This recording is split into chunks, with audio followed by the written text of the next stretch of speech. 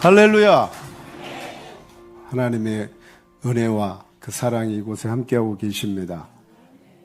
오늘 특별히 찬양을 해주신 우리 찬양팀은 연예인 찬양팀입니다. 실제로 연예인들이셔요. 우리 3부 예배 오늘 참석하신 분들은 잘 모르시지만 나중에 이제 워낙 유명해지시면 그때 예배에서 뵀던 분들이구나 TV에서 보시면서 또 그런 은혜가 넘칠 줄로 믿습니다. 우리 다시 한번 귀한 찬양해 주신 우리 연예인팀에 우리 감사 박수 드리겠습니다. 할렐루야. 사람은 복음이 명확해야 돼요. 자신의 그 믿음이 그 복음에 대해서 또 확신이 있고 항상 명료해야 됩니다. 그래서 그것이 너무나 뜨겁고 확실하신 분들은 또 복음을 위해서 일생을 바치기도 하는 것입니다. 내 주변에서 복음을 위해서 애쓰고 또 오늘 선교사님처럼 먼 나라에까지 가서 또 다른 민족과 혈통 속에서 가셔도 생을 바치면서 이렇게 귀한 복음을 전파하는데, 그래서 오늘은 우리가 선교사님을 모셨습니다. 우리 선교사님은 중국에서 가서 공산국가에서 그렇게 어려움 속에서 선교를 하시다가 거기서 복음을 전파하시다 꽤 이렇게 교회를 일으키시고 부흥했는데, 그래서 중국 당국에서 알고 추방을 시켰어요. 그래서 그런 어려움 속에서 모든 것을 다 잃고 쫓겨나서도 그 복음에 대한 명료한 그런 확신을 버리지 않고, 주님의 뜻을 버리지 않고 태국으로 가서 다시 개척을 하셔서 그 태국에 수없이 이렇게 넘어오는 또 중국 분들을 모시고 다시 교회를 세우시고 그곳에서 꽤 또 이렇게 부흥을 하고 계시는 선교사님이 태국 치앙마이에서 또 우리 순복음교회를 세우셔서 너무나 귀하게 사역을 하고 계시는, 복음이 뭐 해야 되나? 명료해야 돼요. 그래서 우리 선교사님 조남이 명료한 선교사님. 우리 명료한 선교사님 나오실 때 우리 뜨겁게 할렐루야로 맞이하겠습니다. 할렐루야! 할렐루야. 우리 서로 인사할까요? 예수님의 이름으로 사랑합니다.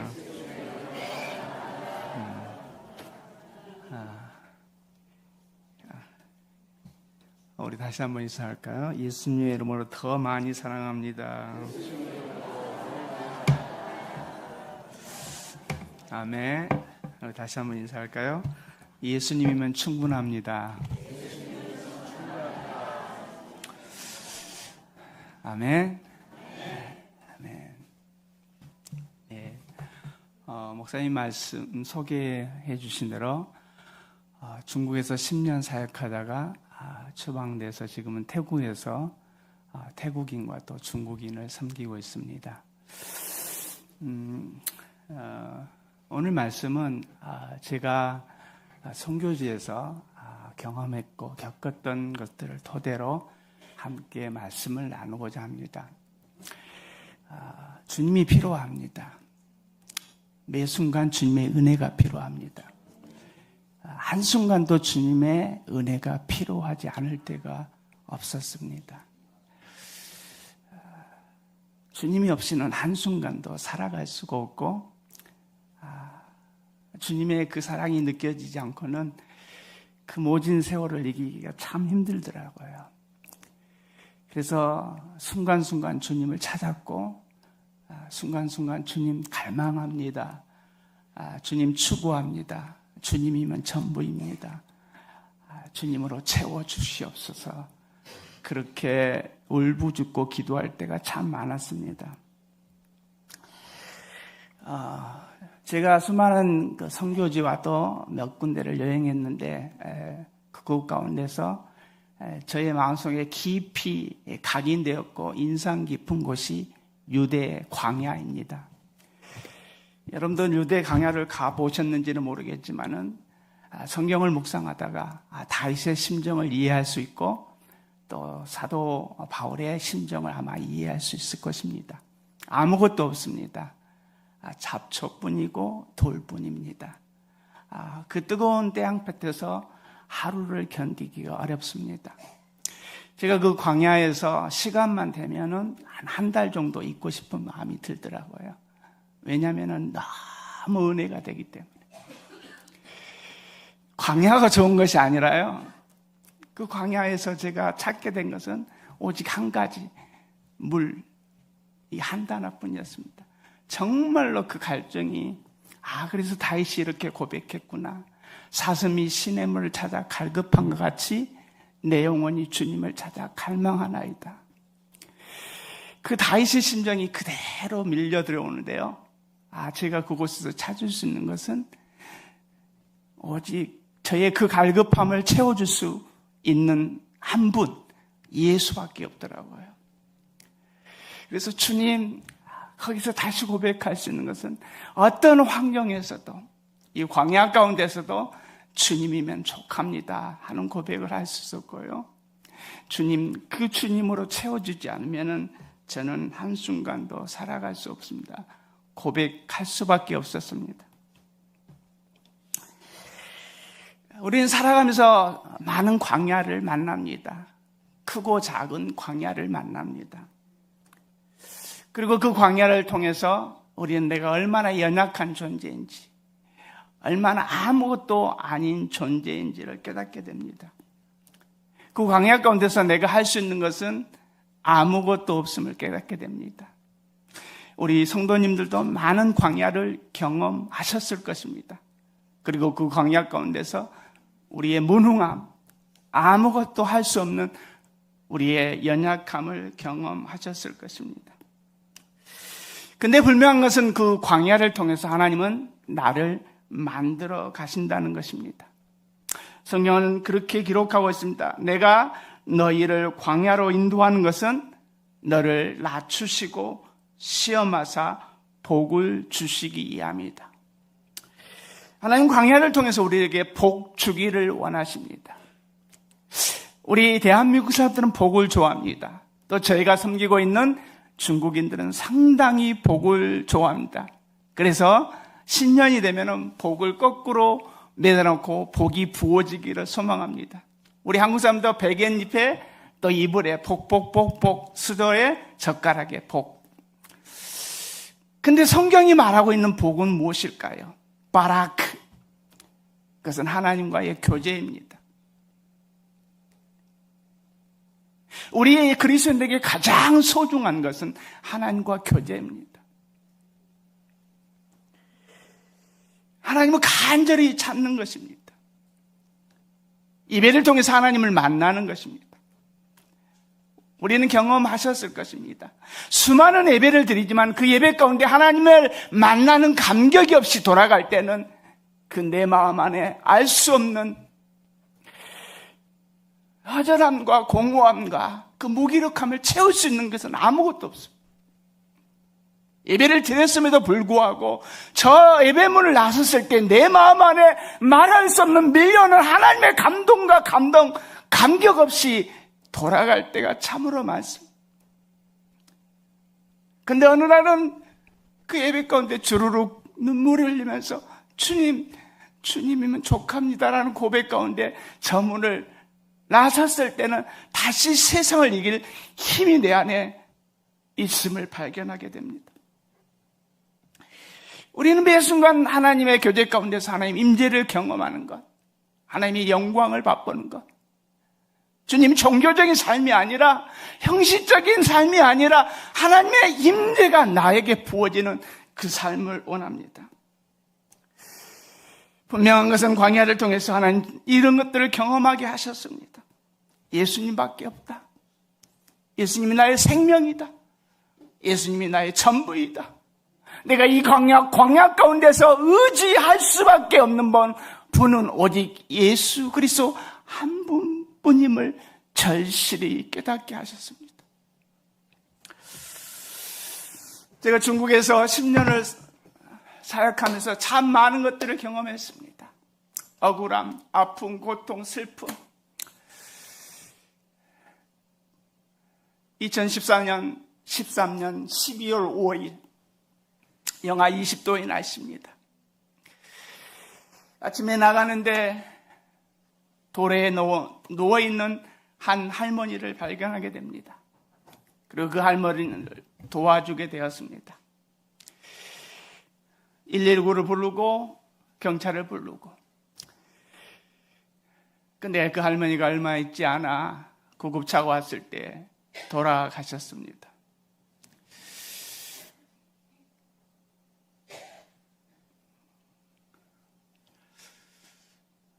중국에서는 종종 그런 일이 발생합니다. 여러분도 신문 보도를 통해서 보셨을지는 모르겠지만은, 그래서 중국 사람들은 다른 사람을 도와주지 않습니다. 도와주다가 그 모든 것들을 뒤집어 쓰는 경우가 있습니다. 그런데 저는 선교사입니다. 생명을 구원하기 위해서 그 땅을 갔습니다. 도와줬는데 돌아가셨습니다. 제가 그 모든 책임을 지게 됐습니다. 제가 주위의 사람들은 이야기를 합니다. 그 할머니가 아마 그 얼음판에서 내진탕으로 돌아가시지 않았을까라고 이야기를 합니다. 근데 증거가 없습니다. 목격자가 없습니다. CCTV도 없습니다. 제가 하지 않았다는 것을 증명할 길은 아무것도 없습니다. 한국 영상관을 찾아갔습니다. 수많은 도움을 요청했습니다. 아는 지인을 통해서 공화국장도 다 연결해서 도움을 요청했지만 저를 도와줄 수 있는, 이 땅에서 도와줄 수 있는 것은 아무것도 없었습니다. 그리고 그 가족들이 요구하는 것은 사랑하는 어머니의 그 죽음보다는, 생명보다는 저에게 돈을 요구를 했습니다. 터무니없는 돈을 요구를 했습니다. 근데 그것은 법적으로도 가당치 않는 일이고, 그래서 저는 어쩔 수 없이 검찰에까지 기소가 되게 됐습니다.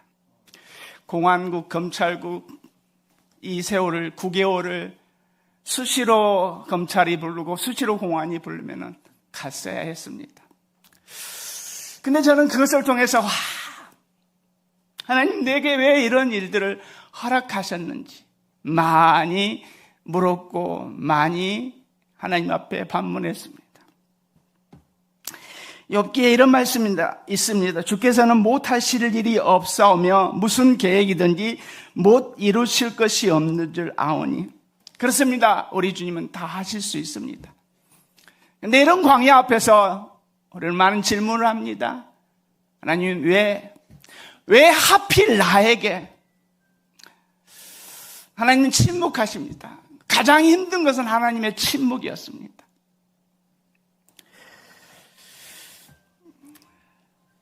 그러나 그 광야 가운데 저에게 들려오는 한 세밀한 음성은 모든 것이 하나님의 주권이라는 것입니다. 그리고 너는 그냥 순종하라는 것입니다. 근데 이해할 수는 없습니다.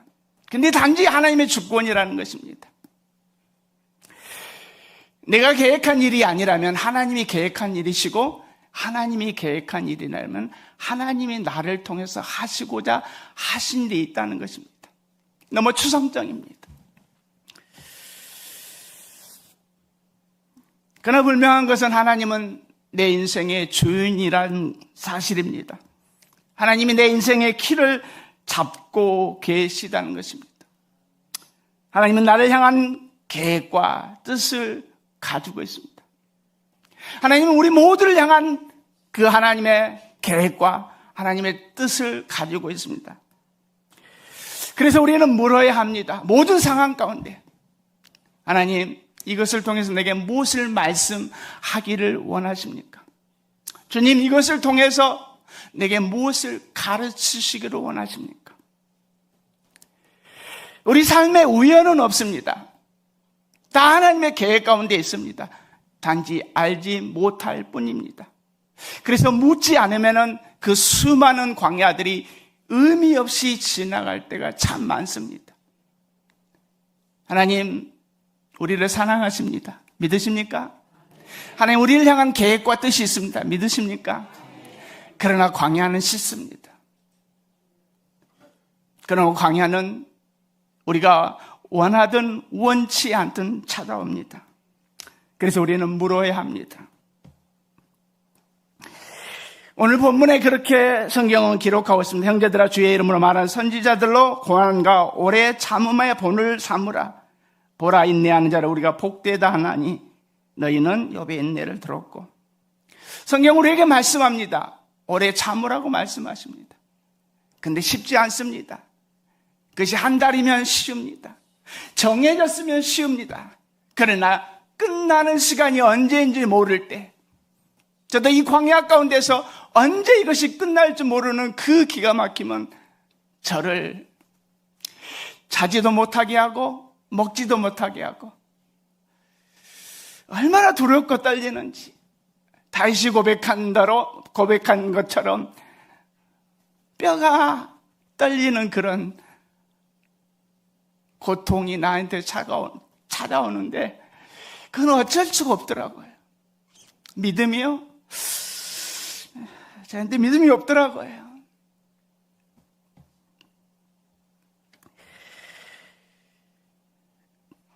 근데 성경은 그렇게 말씀하고 있습니다. 인내하라고. 하나님의 하실 일이 있다는 것입니다. 그래서 히브리서 기자는 너희에게 인내가 필요하면 너희가 하나님의 뜻을 행한 후에 약속을 받기 위함이라. 그렇습니다. 분명한 것은 성경은 성경입니다. 말씀은 말씀입니다. 하나님이 나를 향한 계획이 있다는 것입니다. 그리고 그 하나님은 나를 향한 계획을 반드시 이루어 가신다는 것입니다. 그래서 우리가 그 약속을 받기 위해서 붙잡으라고 말씀하고 있습니다. 분명한 것은 고난은 주님이 나를 하나님의 사람으로 만들기 위한 주님의 은혜이고 사랑이라는 것입니다. 주님의 은혜와 일하심은 고난이 없는 순탄한 삶으로는 증거가 되지 않습니다. 고난은 육신을 깨지게 하고 나의 영혼을 부활하게 하는 축복입니다.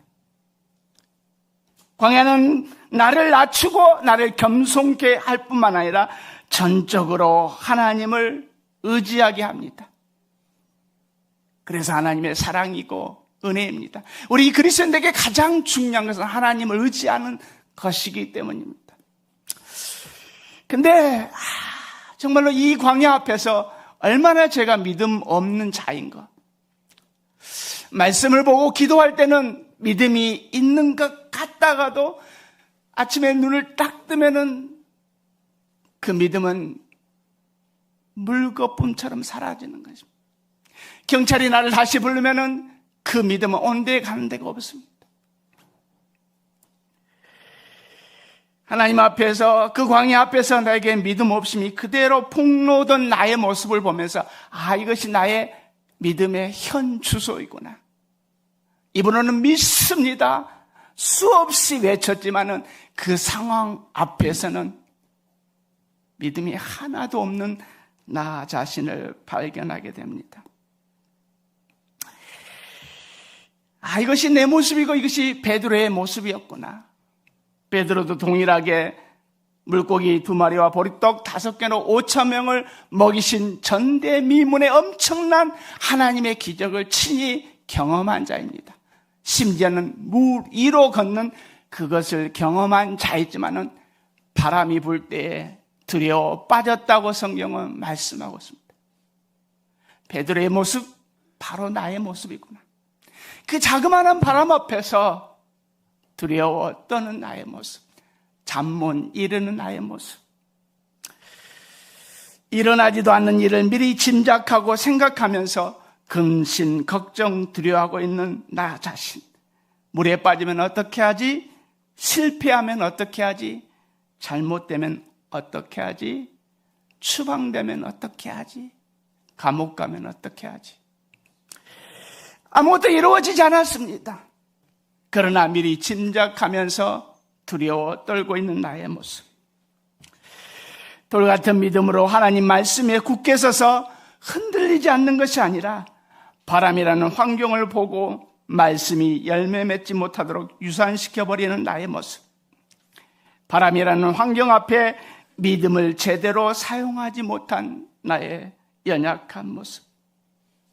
하나님의 말씀은 그대로 이루어지는데 1.1획도 변함없이 그대로 이루어지는데 문제보다 크신 하나님을 바라보기보다는 그 문제를 바라보고 있는 나의 모습.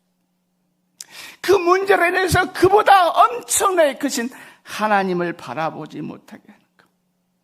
그래서 하나님의 말씀이 내 안에 실제가 되지 못하게 하는 나의 연약함. 히브리서 기자는 그렇게 말씀하고 있습니다. 그들과 같이 우리도 복음 전함을 받은 자이나 들은 바 그 말씀이 그들에게 유익되지 못한 것은 듣는 자가 믿음과 결부시키지 아니함이니라.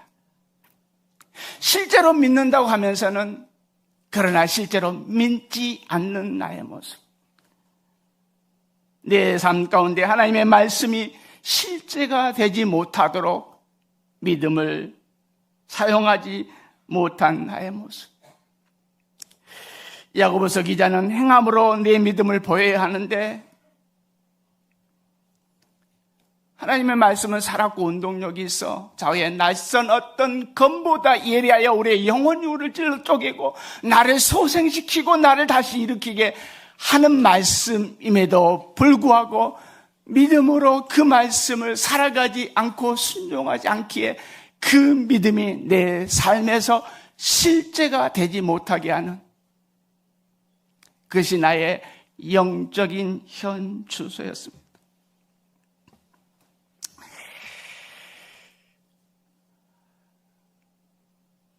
사랑하는 성도 여러분, 하나님을 믿는 자들에게 가장 어려운 것은 무엇일까요?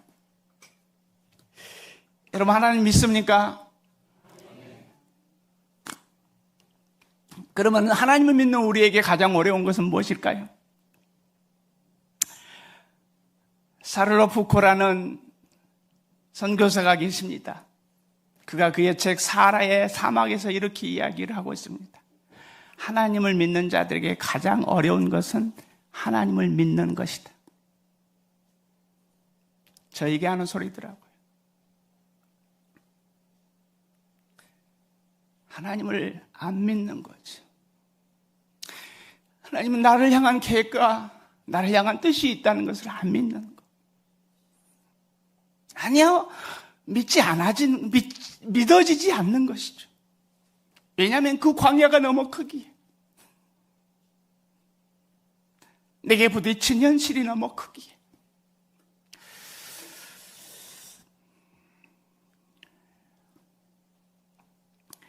많은 경우 제 믿음이 환경과 제 믿음이 어떤 그런 상황에 의해서 결정되는 것들을 많이 보게 됩니다.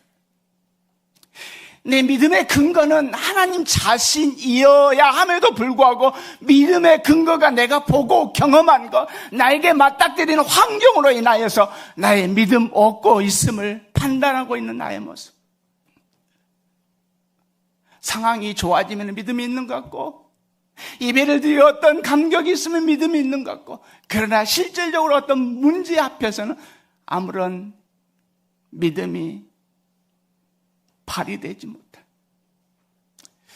분명한 것은 우리의 믿음의 근거는 나의 감정이 아니라는 것입니다. 나의 체험이 아니라는 것입니다. 나의 느낌이 아니라는 것입니다. 우리의 믿음의 근거는 하나님 자신입니다. 아멘입니까? 우리의 믿음의 근거는 하나님의 말씀입니다. 아멘입니까? 하나님의 말씀은 우리의 어떠함에 상관없이 반드시 이루어집니다. 그래서 제가 늘 묵상하는 주님은 나의 최고봉이라는 책에 이렇게 적혀져 있더라고요. 우리의 믿음은 우리의 체험이 아니라 체험을 주신 주님께 있어야 한다. 많은 경우 주님 아닌 다른 경우가 많습니다. 태국에서도 이런 일들이 너무 많습니다. 병이 들었습니다. 그래서 병을 고치기 위해서 교회를 나옵니다. 그리고 은혜로 병을 고쳤습니다. 병을 고쳤으니까 이제 됐다고 교회를 떠나갑니다. 우리의 신앙이 이런 경우가 참 많은 거. 병은 고쳤는데 주님은 없는 경우. 종교 생활을 하는데 주님은 없는 경우. 수많은 세월 열심히 교회 생활을 하는데 주님이 없는 경우.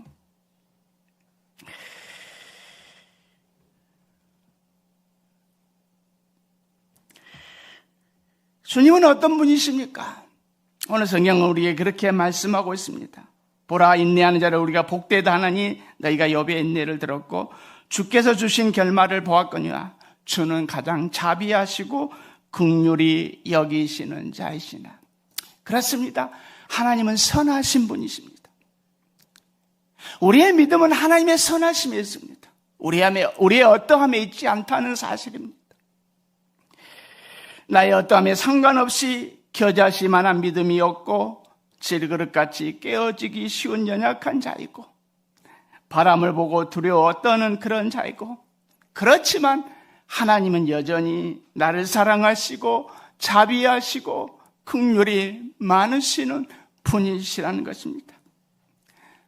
하나님은 어떠한 상황에서도 늘 신실하시고 늘 좋은 하나님이시고 우리에게 가장 좋은 것으로 주시는 우리 아버지시라는 사실입니다. 그래서 성경은 이렇게 말씀하고 있습니다. 여호와의 자비와 긍휼이 무궁하심으로 우리가 진멸되지 아니함이니이다. 이것이 아침마다 새로우니 주의 성실이 크도소이다. 내 심령에 이르기를 여호와는 나의 기업이시니 그러므로 내가 저를 바라리라. 무릇 기다리는 자에게나 구하는 영혼에게 여호와께서 선을 베푸시는도다. 사람이 여호와의 구원을 바라고 잠잠히 기다림이 좋도록. 우리의 어떠함에 상관없이, 우리의 상황에 어떠함에 상관없이 하나님은 늘 자비하시고 하나님은 늘 우리와 함께 하시고 우리를 사랑하신다는 사실입니다. 그래서 주님의 인자와 자비가 크고 크시기 때문에 나의 실패는 우리 주님의 시작이라는 것입니다. 주님은 한 번도 나를 떠난 적이 없으십니다. 한 번도 나를 버린 적이 없으십니다. 분명한 것은 그 순간에 저희 부부에게 주님이 말씀하셨습니다. 내가 다 보고 있다. 그러나 고난은 끝나지 않았습니다. 한마디, 내가 다 알고 있다라고 말씀하십니다. 그리고 내가 너와 함께 한다고. 우리 주님이 여러분들 다 보고 계십니다. 여러분들 상황을 다 알고 계십니다. 여러분, 실패해도 괜찮습니다. 연약해도 괜찮습니다. 고난 두려워하지 마십시오. 괜찮습니다. 왜냐하면 주님이 보고 계시다는 것입니다. 주님이 알고 계시다는 것입니다. 주님도 함께 울고 계시고 함께 아파하고 계시고 함께 고통당하고 계시다는 사실입니다. 저는 이것을 분명히 경험할 수 있었습니다. 이것을 통하여서 하나님 저를 만드시고 단련하시고 저의 아집과 고집과 모든 것들을 부수시고 깨뜨리시고 제 안에 얼마나 많은 죄가 있는지 나. 여러분, 선교사요? 죄송하지만 아무것도 아닙니다. 그냥 하나의 사람입니다. 죄인이더라고요. 죄인이더라고요. 나를 사랑하고 인정받기 원하고 칭찬받기 원하고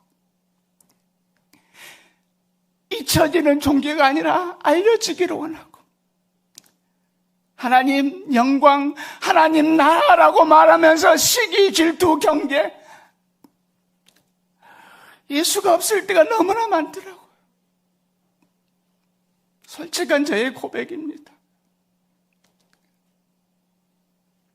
아니, 예수가 있다면 어떻게 시기, 질투, 경쟁이 있고 서로 다투고. 선교사입니다.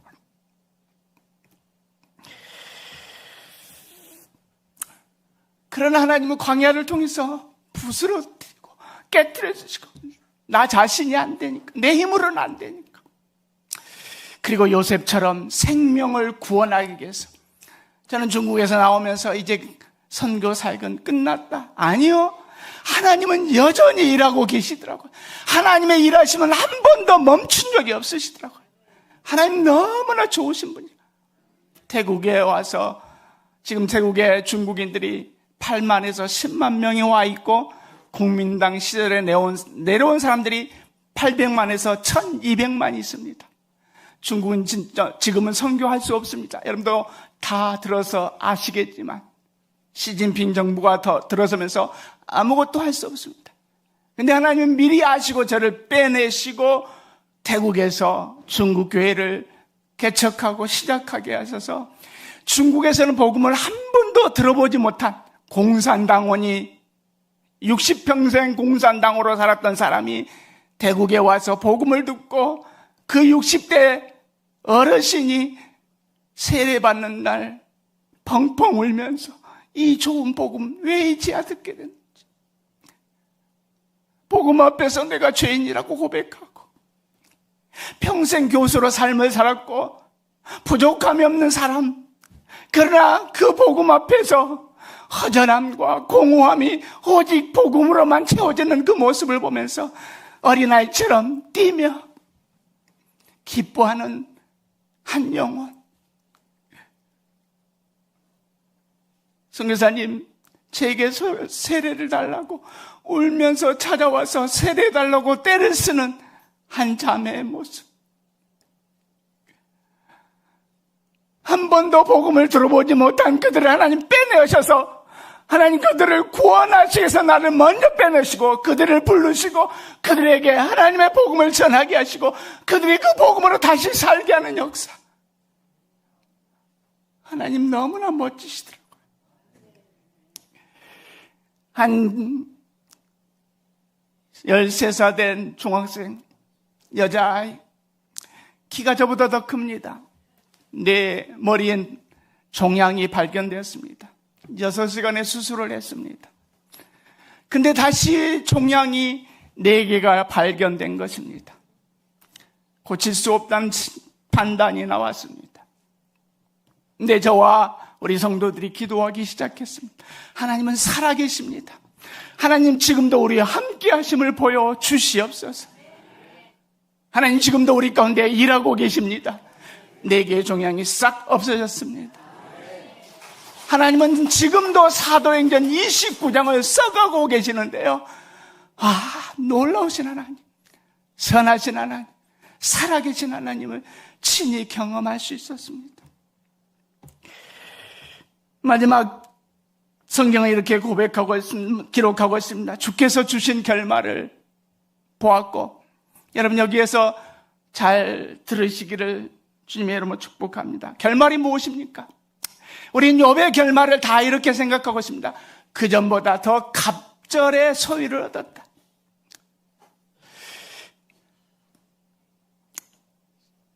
저도 주님의 이름으로 여러분들을 축복합니다. 여러분들에게 이런 축복이 있기를, 문제가 해결되고 질병이 떠나가고 암이 떠나가고 자녀가 잘 되는 그러한 축복이 있기를 주님의 이름으로 축복합니다.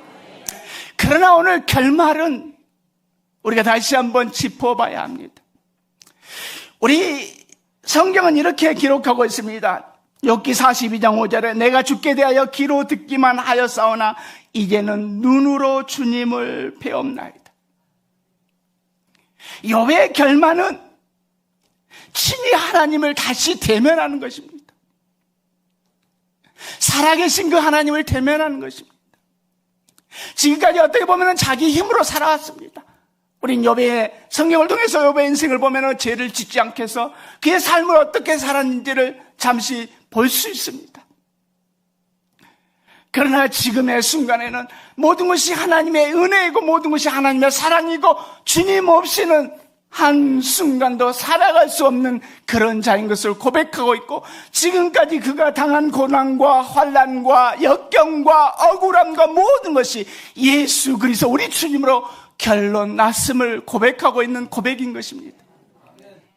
그런 의미에서 우리 기독교인들은 예수를 믿는 이유가 소유 가치를 높이는 것이 아니라 존재 가치를 높이는 것입니다.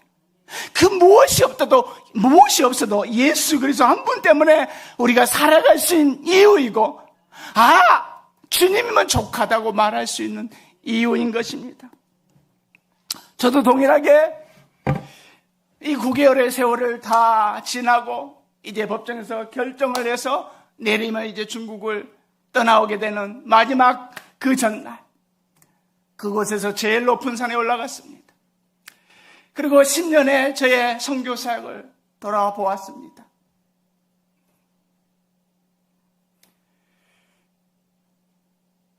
그 순간 저의 심령에 꽂히는 한 단어, 그리고 눈물이 핑 돌면서 아무것도 없다는 생각이 듭니다. 아무것도 없더라고요. 내 사역, 내 교회, 내 제자, 내 이런 거 아무것도 없더라고요. 오직 예수밖에 없더라고요. 오직 예수밖에 없더라고요. 내가 추구해야 할 분, 내가 생명 걸고 붙들어야 할 분, 오직 예수 그리스도 한 분밖에 없더라고요. 실제적으로 저는 그것을 정확히 경험할 수 있었습니다. 나올 때 단지 보따리 몇 개 가지고 나올 수 있었을 뿐 그 무엇도 가지고 나올 수 있는 것이 아무것도 없었습니다. 이것이 바로 내 인생이구나. 동일하게 내가 주님 앞에 언제 부르심을 받아서 갈지 모르겠지만 제가 가지고 갈 수 있는 것이 아무것도 없더라고요. 그러면 이 땅에서 내가 생명 걸고 추구해야 될 것이 무엇인지, 내가 예배에 생명 걸어야 될 이유가 무엇인지, 내가 왜 기도에 목숨을 걸어야 될 이유가 무엇인지, 무엇을 더 얻기 위함이 아니라 예수로 충만하기, 예수로 충만하기 위해서, 예수로 충만하기 위해서. 많은 종교 생활을 하지만 예수가 없는 나의 그 가련한 인생 보면서 그 무엇으로 채워지지 않는 나를 사역의 성공으로 채워주려고 많은 부분을 허전함과 그 빈 공허한 마음을 예수 아닌 다른 것으로 채워주려고 하는 나의 그 깊은 모습을 보면서 주님이 저를 명확히 지적하면서 말씀하고 계신 것이, 너는 앞으로 오직 예수만 추구하라.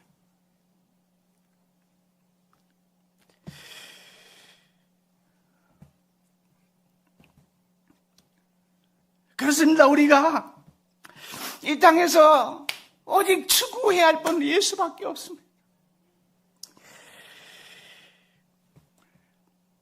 선교지에서 삶이 잊혀지기에 존재하는 것이 아니라 더 알려지기 위해서 예를 쓴다는 나의 모습을 보면서 앞으로 내가 생명 걸고 붙들어야 되고 내가 추구해야 될 분은 오직 예수밖에 없습니다.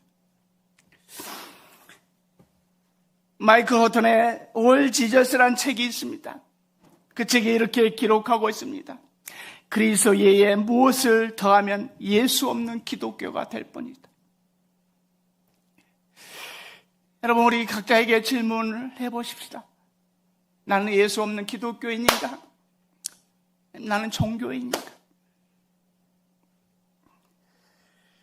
근데 우리는 왜 예수로 채우지 않는 빈 마음을 사람들의 인정으로, 칭찬으로 채우려고 하는지, 재물로 채우려고 하는지, 종교적인 열심으로 채우려고 하는지. 여러분, 저에게 분명히 주님이 말씀하셨어요. 우리의 허전함, 우리의 공허함, 우리의 모든 것들을 채울 수 있는 분은 오직 예수밖에 없습니다. 아멘입니까? 욥이 귀로만 듣던 그 주님, 이제 눈으로 본다고 했던 그 주님, 우리의 삶 가운데 만나시기를 주님으로 축복합니다. 어제 만난 예수가 아니라 오늘 만난 예수가 있기를 주님으로 축복합니다. 옛날에 만난 경험을 말하는 것이나 현재 내가 만난 그 주님 때문에 그 십자가의 그 은혜 앞에서 울며 감동하며 감격하는 그 은혜, 이 예배당 문을 나섰을 때 눈가에 주르륵 눈물이면서 말할 수 없는 그 주님의 사랑을 가지고 돌아가는 저와 여러분들이 되시기를 주님의 이름으로 축복합니다. 그 책에 이렇게 기록하고 있습니다. 마지막 이 글로 메시지를 마치려고 합니다. 예수님이 강하시니 나는 약해도 괜찮다. 예수님이 승리하셨으니 나는 져도 괜찮다.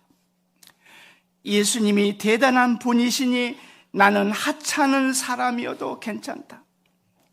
예수님이 특별하시니 나는 평범해도 괜찮다. 예수님이 성공하셨으니 나는 실패해도 괜찮다. 우리 함께 기도하겠습니다. 주님, 예수로 채워주옵소서. 생명 걸고 예수 붙들고 살아가게 하옵소서. 나의 영혼아 주님만을 바라볼지어다. 나의 영혼아 주님만을 앙망할지어다. 주님, 주님이 아니면 그 무엇으로 나를 채울 수 없어. 주님으로 채워주옵소서. 우리 함께 기도하겠습니다. 사랑하는 주님, 주님으로 채워주시길 기도합니다. 주님은 충분하다고, 주님이 전부라고 고백하는 살아가는 죄들에게 은혜를 내려 주시옵소서. 주님, 은혜를 내려 주시옵소서. 은혜를 내려 주시옵소서.